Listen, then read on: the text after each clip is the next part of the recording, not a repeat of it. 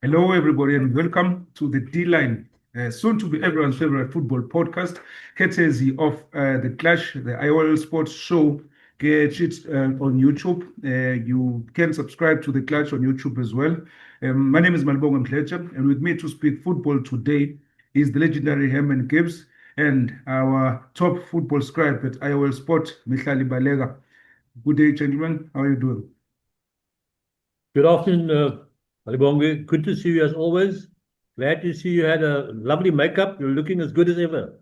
Thank you, Mr. Gibbs. Same to you. And I see you guys got the memo. Everyone's blue today. Mr. Balega. Please, Michali, please put on your sound. The sound Oh, is off. sorry. Oh, sorry, gentlemen. No, no Good to be problem. back. And If it happens yeah, again, you'll get a red card.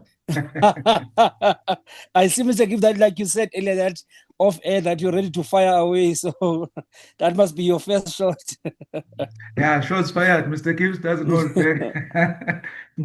Hopefully, he will be shooting some shots towards the FIFA direction. Um, Finally, they sanctioned us for an incident that happened in March. Bafana Bafana played Devil Komkwen and Polokwane. Maybe the first question is why did they take so long? I mean, finally on Monday, they sanctioned us, giving us sending over the match to a 3-0 defeat for Bafana Bafana and docking us those 3 points. Honestly, Well, why did they take so long? I mean, it well, had been from resolved earlier. there hasn't been any explanation, but what one can read between the lines of the comments of Hugo Broos is that this matter never ever came before FIFA's committee. He made the point that in the past few weeks there had been a few sanctions meetings, committee meetings, but this point was never raised. And then after a few meetings, suddenly, about just over 2 weeks ago, this matter was raised, this yellow card matter of Bafana Bafana. So his feeling is that somebody had put pressure on this committee, and that's how it came about. That is the reason why we've never seen this mentioned in the most recent notices regarding sanctions of countries that have stepped out of line. So that's the reason why this has happened, Yeah. according to Bruce, who read between the lines. And you cannot really take anything away from Nigeria. I mean, the fact that we also, Michali, had the FIFA, give us a one-member panel to make this decision. I mean, it's something that also, begs a lot of questions. Yeah, 100%. You cannot take, anything away from anyone because if you look at Nigeria now, given the fact that, Bafana have been docked 3 points, they are still back in the running to actually qualify for the World Cup automatically because you must remember there is still the playoffs that can still, be used for by teams to actually secure a spot for the World Cup in North America next year. But what I want to maybe also highlight is the fact that you must remember, be it that Lesotho did or did not protest, when it comes to the law or the code, disciplinary code, it doesn't matter. This was a FIFA's distraction to actually implement it because what SAFA did to feel the Tebogo Mokoena was ineligible, they actually contravened a rule. So whether or not Lesotho did protest, whether Nigeria were putting pressure or they were not, I mean, it was not entirely, up to anyone's hands by FIFA. And also, and another thing that you must take note of is the fact that when other federations, or maybe let's say that when other continents were issued with fines, there was no African continent or the CAF teams that were actually said to be going to be sanctioned by FIFA. It was only thereafter when CAF teams were actually shown to have contravened rules that Bafana Bafana was also mentioned having committed that offense back in March. Yeah, no, it's true. It's true, Michelle. FIFA use their discretion, but the worrying part is that they must also have a timeline that guides them.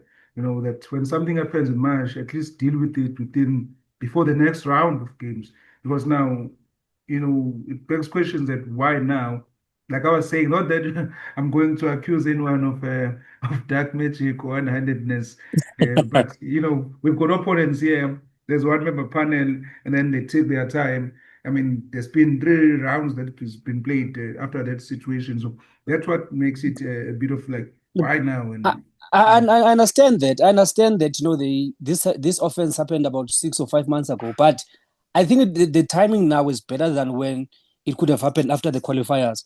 Because imagine if we needed, if Bafana Bafana, for instance, they'd actually, finished in pole position, and then they were just 3 points ahead of whichever team that was second. And then the section now comes. There's nothing that you can do then because you've played all their matches. But now they go to these 2 crucial qualifiers against Zimbabwe and Rwanda, knowing that they have to win. And they have to win with a better goal difference than the team that will actually come behind them in order to finish in the pole position. So yeah. the timing might not be ideal, but I think this one is better than later. No, it's fine. It's fine. Maybe someday we should get FIFA to respond as to, the guidelines that they use as to, I mean, what is the timeline of dealing with sanctions? Because honestly, we would have scored so many goals against Lesotho in the second leg in Bloemfontein instead of two if we knew. But anyways, let's leave it to that and follow the leader because Hugo Broos did say some wonderful and brave words yesterday when he was announcing his squad. He seems he's undeterred about all of this. And then Mr. Gibbs, you were giving us a piece today for on the which is live on the IOL website, talking about Bruce remaining defiant. Maybe just to give us a few from that one on what did you learn from Bruce's reactions towards this and maybe his attitude towards the 2 upcoming games. Well, it's very clear that although Bruce said initially he was taken aback by the sanction, he's got over it now. And he feels that what has happened can serve as a motivation for the players. They will now be trying even harder than in the past. They are now be more motivated than ever. So that's one positive. And he's also taken aback by the amount of negative comment from various fans that this is really bad for South African chances of qualifying. When he feels that it is a setback, but it doesn't mean the end of qualifying chances. He considers it just a minor setback. It's something we can overcome. We have our destiny in our hands.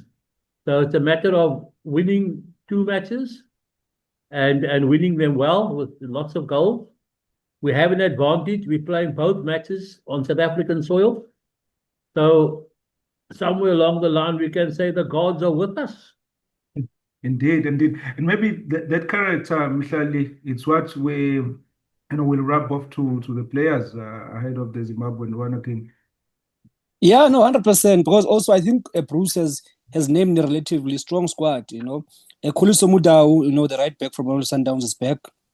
Pepelo Sutolo, who you will last remember that had a very good outing at AFCON. He's also back now. He's injury free, and also we've seen some new players that have gotten, you've sort of for a note after impressing Tsepang Moremi from Orlando Pirates is in the fold. So yeah, I mean, it's only up to us now really to actually, bring the qualifiers back in our control. And also, I think the good thing about these qualifiers as well is the fact that Benin and Nigeria are still going to play each other. So let's hope that they cancel each other somehow, somewhere, so that brings back the advantage to us.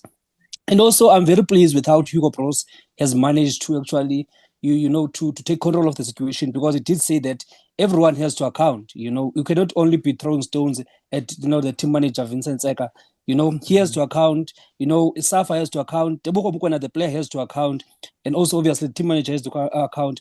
But yeah, there's been a lot that probably has happened, in between Tebogo Mokoena getting these 2 yellow cards. So remember, there was AFCON, there were AFCON qualifiers and all that. So someone somehow lost track of whatever was supposed to be done, ahead of the Lesotho game. But yeah, now here we are, and I think that we still stand a very good chance, especially given the fact that our opponents as well, those that are still competing with us for that number 1 spot, still have to play each other. Yeah. No, thanks for that one, Mihlali. Just to remind our viewers that you just have to subscribe to The Clutch on YouTube. That is your IOL sports show. And going back just before we close it, this Bafana issue, because now it's clear what we have to do. it's clear now what we have to do. We have to go out there and win these two matches, but then we have to score goals. And I mean, looking at the squad that Bruce has called, like you were saying, you've got Ikram Reyners, you've got Foster. Then you've got the likes of Moremi, who's been firing well for Pirates. You've got the likes of Kota and I believe we've got Mufukeng there who will probably play more of a number 10 role as well, especially with the absence of Thomas Werner there. I mean, do we have that quality? Can we really expect those amount of goals to, even if we match Benin, then we can be above on goal difference? Yes, we got Lyle Foster leading the attack. He's been in good form for his club, Burnley. And we know we even scored in that match against Manchester United. He's a strong player. He can handle the physicality from opposition defenders. He knows how to crack open the defenses. And if he's not scoring, he can certainly create chances for his teammates. I've got a lot of faith in Osman Apollos too. He's improving with every game, and he's certainly enjoying his time in the national team. He's a hard-working fella. So we have quite a few options in the forward line there. And I think now that the players are aware of the urgency to score goals, not only winning match, but to score goals, I think Zimbabwe are in for a hiding next week in Durban. In Durban. You must know there's a lot of Zimbabweans in Durban, so don't be alarmed. I understand where Mr. Gibbs is coming from, but this Zimbabwean team has got a number of, I wouldn't say that players that are past their prime, but a number of experienced players who have also played in the PSL.